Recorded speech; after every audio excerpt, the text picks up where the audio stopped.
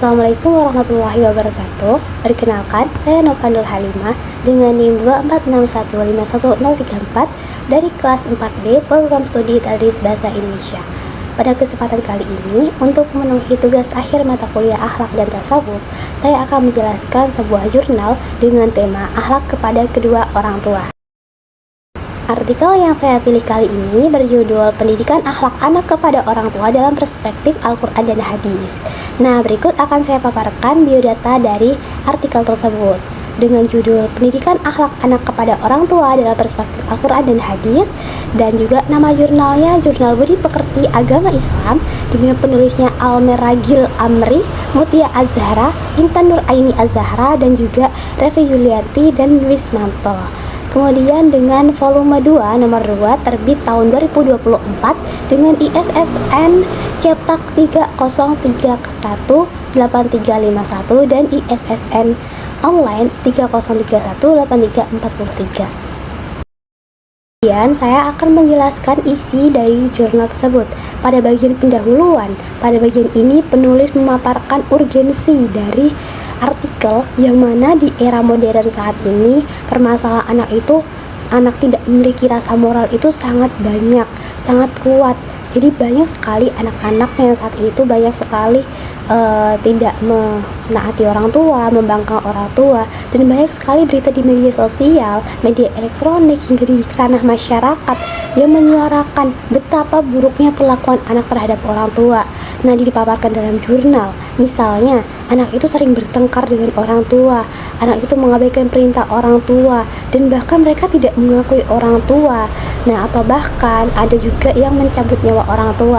Nah, di sini peristiwa ini tuh sangat berbeda dengan moralitas yang ada di dalam Islam yang diajarkan di zaman modern ini, di mana ilmu pengetahuan dan juga teknologi itu adalah barang konsumsi yang penting di zaman modern. Dan di sini penulis juga memaparkan bahwa karakter dan tingkah laku seorang muslim itu dinilai berdasarkan akhlaknya.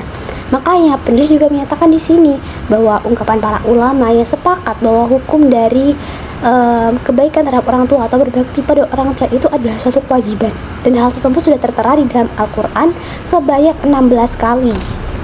Jadi kurang lebih pada bagian pendahuluan menjelaskan hal tersebut. Kemudian pada bagian metode penelitian, peneliti atau penulis memaparkan bahwa penelitiannya menggunakan pendekatan kualitatif deskriptif dengan studi kepustakaan atau library study, dengan menghubungkan berbagai literatur yang ada yang sesuai dengan permasalahan yang akan diteliti.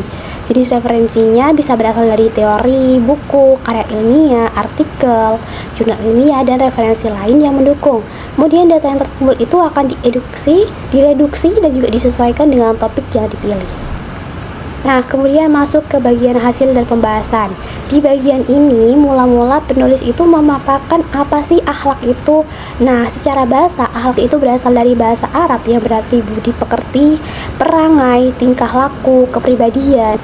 Secara istilah, akhlak itu adalah kehendak jiwa manusia yang mudah menimbulkan perbuatan di luar kebiasaan tanpa memerlukan pertimbangan mental terlebih dahulu.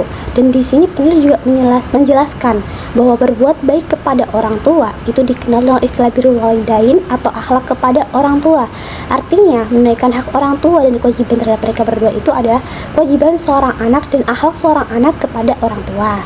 Nah, di sini penulis juga memaparkan secara rinci karakteristik akhlak di dalam Islam itu seperti apa sih. Di sini penulis menjelaskan ada 4 karakteristik akhlak di dalam Islam. Yang pertama itu adalah robaniyah. Robaniyah itu berarti menjaga hubungan dengan Allah Subhanahu wa Ta'ala, karena satu-satunya tujuan hidup kita itu adalah mencari keridhaan Allah. Kemudian yang kedua itu adalah insaniyah. Insaniyah itu akhlak Islam yang mengandung ketentuan dan amal yang sangat penting bagi pembebasan umat manusia. Jadi selain kita akhlak kepada Allah dengan mentaati perintah-perintah Allah, juga kepada manusia atau insaniyah ini tadi. Oleh karena itu, dakwah Islam itu merupakan dakwah insaniyah atau dakwah kemanusiaan, sebab diturunkannya kepada manusia itu sebagai petunjuk hidup bagi manusia lain. Contohnya diturunkannya Nabi Muhammad SAW untuk petunjuk bagi umat manusia sekarang, dari dulu sampai sekarang. Nah, kemudian yang ketiga itu ada syumuliyah atau universal, mencakup semua. keseluruhan. Jadi ajaran Islam yang dibawa oleh Nabi Muhammad SAW itu universal, bisa dipakai untuk umat dari zaman mana saja. Dan akhlak Islam itu bersifat universal bagi semua orang pada masanya. Jadi Syumulia ini merupakan sintesa Islam dari sudut pandang akhlak dan juga budi pekerti. Dan yang terakhir itu adalah wasatiyah. Ciri lain Islam itu adalah wasatiyah. Wasatiyah atau berkesinambungan, kontinu. Jadi berarti dua hal yang berlawanan atau bertentangan.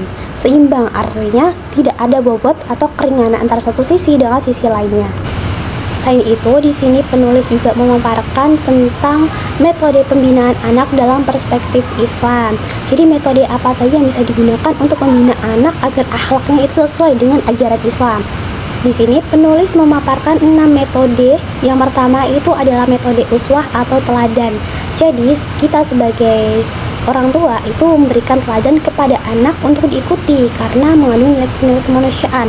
Karena teladan itu adalah yang paling utama. Ketika anak melihat kita melakukan suatu hal yang baik, maka anak pun juga akan mengikuti seperti itu.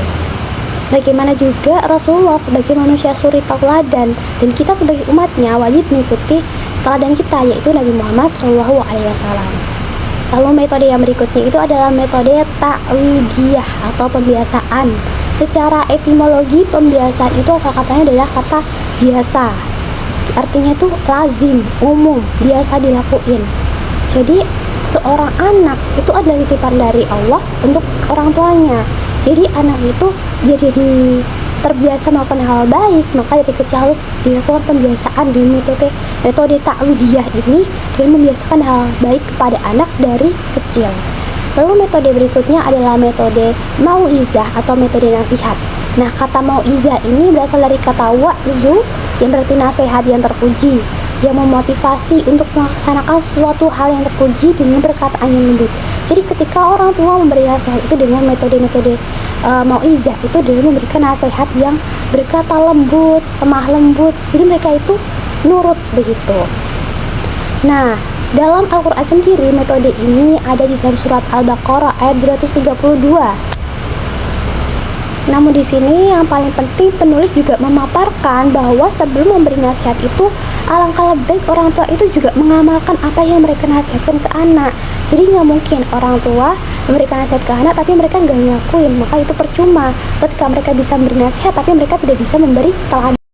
Lalu berikutnya ada metode kisos atau cerita. Nah, jadi kita bisa memberikan anak itu pelajaran dari cerita-cerita yang ada, seperti cerita-cerita yang ada dalam Al-Quran, ceritanya Nabi Yusuf, Nabi Musa, Nabi Muhammad, dan nabi-nabi lain, yang itu bisa diambil pelajaran untuk anak-anak itu belajar dari cerita-cerita tersebut.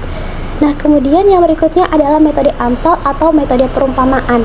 Jadi di dalam Al-Quran itu ada yang namanya beberapa perumpamaan atau amsal yang Allah sampaikan di dalam Al-Quran, dan ini juga bisa menjadi salah satu metode yang digunakan orang tua kepada anak. Misalnya metode perumpamaan ini dapat memberi pemahaman yang mendalam terhadap hal-hal yang sulit untuk dicerna oleh perasaan. Jadi kita bisa umpamain terhadap suatu hal gitu.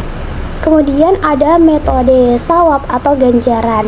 Nah, sawab atau ganjaran ini ibaratnya seperti metode reward and punishment. Jadi ketika anak-anak itu bisa melakukan hal-hal baik, hal-hal yang bagus, mereka dikasih reward, dikasih hadiah. Tapi ketika mereka nggak bisa melakukan suatu kesalahan atau apapun itu yang menurut kita itu salah, itu bisa dikasih punishment atau hukuman. Nah, selain itu pada bagian pembahasan penulis juga memaparkan dalil-dalil perintah beradab kepada orang tua. Di antaranya ada surah Al-Ahqaf ayat 17, Al-Baqarah 83, dan di surah Luqman ayat 14 sampai 15. Nah, itu di pembahasannya. Kemudian masuk kepada kesimpulan berdasarkan uraian tersebut. Jadi di sini penulis menyimpulkan bahwa keluarga, terutamanya ibu dan ayah, itu punya peran yang sangat penting dalam pembentukan akhlak anak. Jadi kedekatan, perhatian, serta pendidikan yang diberikan oleh orang tua itu menjadi fondasi utama bagi pengembangan karakter dan juga moral anak sesuai dengan ajaran Islam. Nah, oleh karena itu, anak itu berkewajiban untuk berbakti pada orang tua, baik ketika mereka masih hidup maupun ketika telah meninggal dunia, dengan menghormatinya, mendoakannya, mentaati perintah-perintahnya, nasihat-nasihatnya yang baik, serta menjaga hubungan silaturahmi ketika yang mereka tinggalkan. Selain itu, Akhlak mulia, adab, dan juga sopan santun itu harus senantiasa diutamakan dalam kehidupan sehari-hari sebagai wujud nyata dari keberhasilan pendidikan akhlak di dalam keluarga. Nah, dengan demikian terjalinnya hubungan yang harmonis antara orang tua dengan anak akan melahirkan generasi yang beriman, yang berakhlak mulia dan bermanfaat bagi masyarakat. Nah, itu dia yang dapat saya sampaikan dari artikel yang saya temukan. Kurang lebihnya mohon maaf. Wassalamualaikum warahmatullahi wabarakatuh.